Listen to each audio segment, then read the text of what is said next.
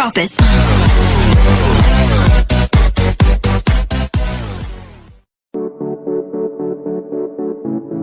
Assalamualaikum warahmatullahi wabarakatuh. Jumpa kembali di pembelajaran PJOK bersama dengan Ibu Yuliani Dewi Lestari. Semoga senantiasa kita dalam keadaan sehat walafiat tanpa kurang suatu apapun. Amin ya robbal alamin. Pada materi kali ini, Ibu akan memaparkan terkait dengan cabang olahraga atletik, yaitu jalan cepat.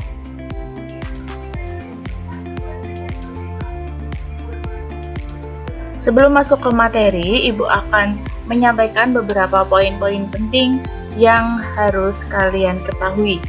Yang pertama terkait dengan kompetensi inti. Kompetensi inti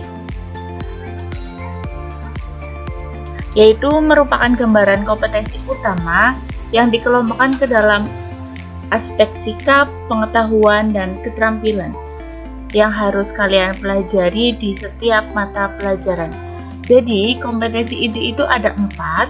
Kompetensi inti 1 itu merupakan sikap spiritual, gambaran sikap spiritual. Kompetensi inti 2 yaitu gambaran sikap sosial. Kemudian kompetensi inti 3 itu gambaran pengetahuan. Dan kompetensi inti 4 itu adalah gambaran dari keterampilan. Nah, kita lanjut ke poin yang kedua, yaitu terkait dengan kompetensi dasar. Kompetensi dasar adalah kemampuan dasar yang dapat dilakukan oleh para siswa pada tahap pengetahuan, keterampilan, dan sikap.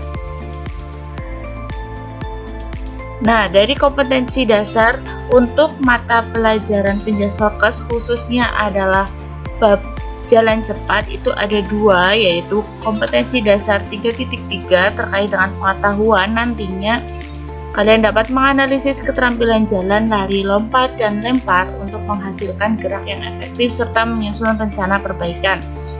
Dan KD 4.3 yaitu terkait dengan keterampilan, kalian nantinya dapat mempraktikkan hasil analisis keterampilan jalan, lari, lompat, dan lempar untuk menghasilkan gerak yang efektif serta menyusun rencana perbaikan.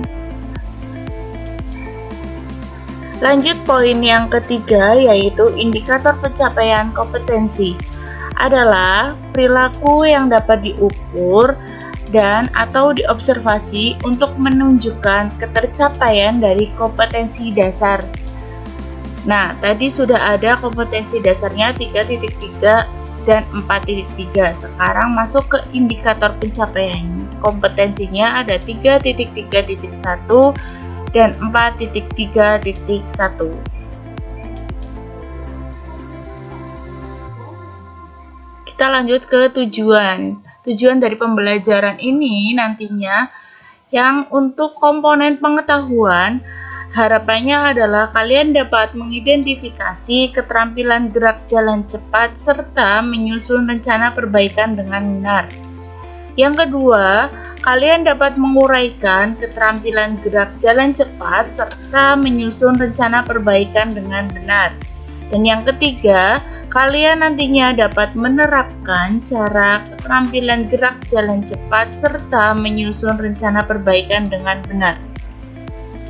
Untuk tujuan dari keterampilan, yaitu yang pertama adalah kalian dapat mendemonstrasikan hasil analisis keterampilan gerak jalan cepat serta menyusun rencana perbaikan dengan benar. Yang kedua, kalian dapat melakukan hasil analisis keterampilan gerak jalan cepat serta menyusun rencana perbaikan dengan benar. Dan yang ketiga, kalian dapat menerapkan hasil analisis keterampilan gerak jalan cepat serta menyusun rencana perbaikan dengan benar. Setelah kompetensi inti, kompetensi dasar, indikator pencapaian kompetensi, dan tujuan dari pembelajaran ini kalian ketahui, sekarang kita masuk ke dalam materi intinya, yaitu tentang jalan cepat. Pengertiannya dulu dari jalan cepat itu adalah gerak maju dengan melangkah tanpa adanya hubungan terputus dengan tanah. Setiap kali melangkah, kaki depan harus menyentuh tanah sebelum kaki belakang meninggalkan tanah. Jadi intinya tidak ada fase melayang atau tidak ada fase kaki tidak bersentuhan dengan tanah. Seperti itu ya. Sekarang perbedaannya apa, Bu? Jalan dengan lari. Kalau jalan tidak ada fase melayang di udara seperti yang tadi Ibu sampaikan. Jadi kakinya itu selalu menyentuh dengan tanah. Sedangkan lari itu ada fase melayang di udara. Nah, bisa diperhatikan untuk gambarnya. Kita lanjut. Hal-hal yang harus diperhatikan dalam jalan cepat. Yang pertama adalah perhatikan tonggok atau badan kalian, sikap badan kalian. Pertahankan badan agar tetap tegak dan pundak jangan terangkat pada waktu lengan mengayun, agar anggota badan atas tidak mudah lelah. Yang kedua, posisi kepala. Biasanya pelari menggelengkan kepala ke kiri dan ke kanan, namun tetap diusahakan tidak mengganggu laju gerak. Ketiga, kaki waktu melangkah. Kaki melangkah lurus ke depan satu garis. Pada saat menumpu tumit harus mendarat lebih dulu.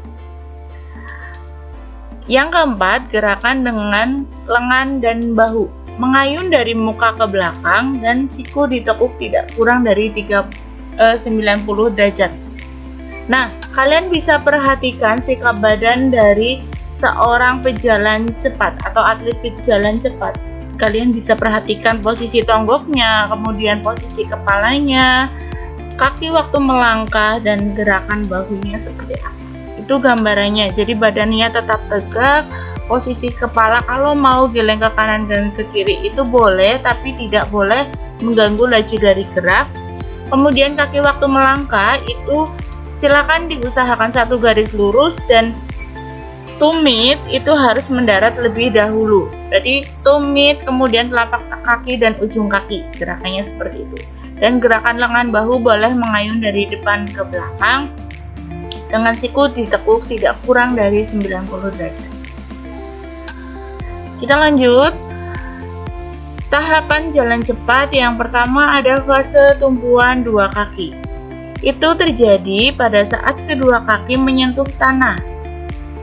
Pada saat akhir fase dorong bersama dengan awal fase tarikan.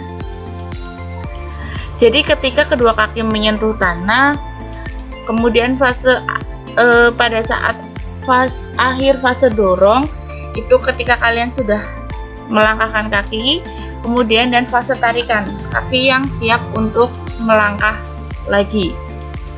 Kesalahannya yang pertama biasanya sikap badan terlalu kaku.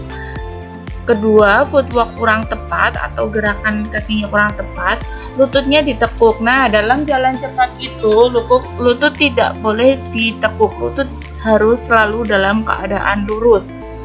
Ada fase melayang di udara, itu harusnya terjadi pada gerakan lari, bukan gerakan jalan cepat. Kaki atau badan kurang rileks. Nah, kalau di gambar itu terlihat lututnya ditekuk, padahal aslinya tidak boleh ya. Kita lanjut.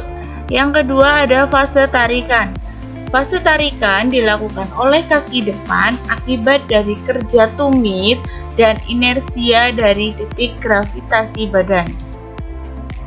Kesalahannya hampir sama dengan tahap sebelumnya, yaitu sikap badan kaku, footwork kurang tepat, langkah kecil-kecil, masih terlihat lari, kaki atau badan kurang rileks.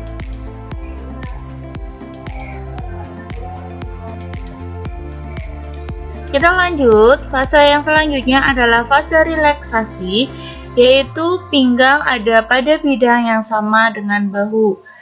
Kesalahannya masih hampir sama dengan fase-fase sebelumnya. Nah, itu untuk gambarnya. Selanjutnya, itu ada fase dorongan, kaki menyelesaikan gerak tarik dorongan. Kesalahannya masih hampir sama. Yang pertama, sikap badan kaku, footwork lambat, ada fase melayang di udara, kontak dengan tanah tidak konsisten.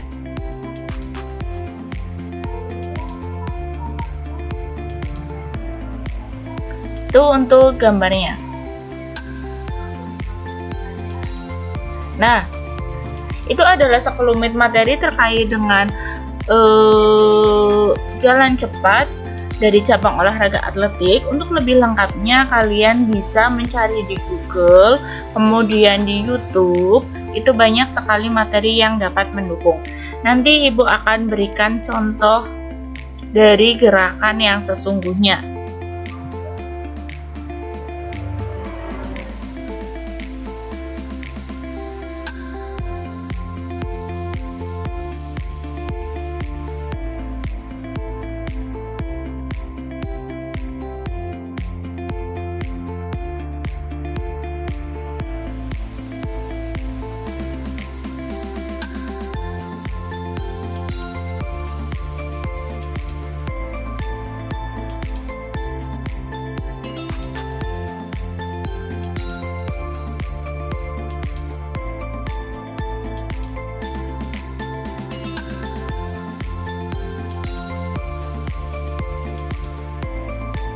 Dari contoh yang sudah Ibu paparkan, harapannya kalian bisa melakukan bentuk latihan yang Ibu tugaskan ya. Kita cek dulu bentuk latihannya seperti apa. Nah, bentuk latihannya adalah silakan kalian lakukan jalan cepat sesuai dengan tahapan yang ada, sesuai dengan contoh yang ada selama 1 menit secara mandiri. Dan tetap selalu patuhi protokol kesehatan. Itu adalah sekelumit dari materi terkait dengan cabang olahraga atletik jalan cepat. Semoga kalian dapat memahaminya.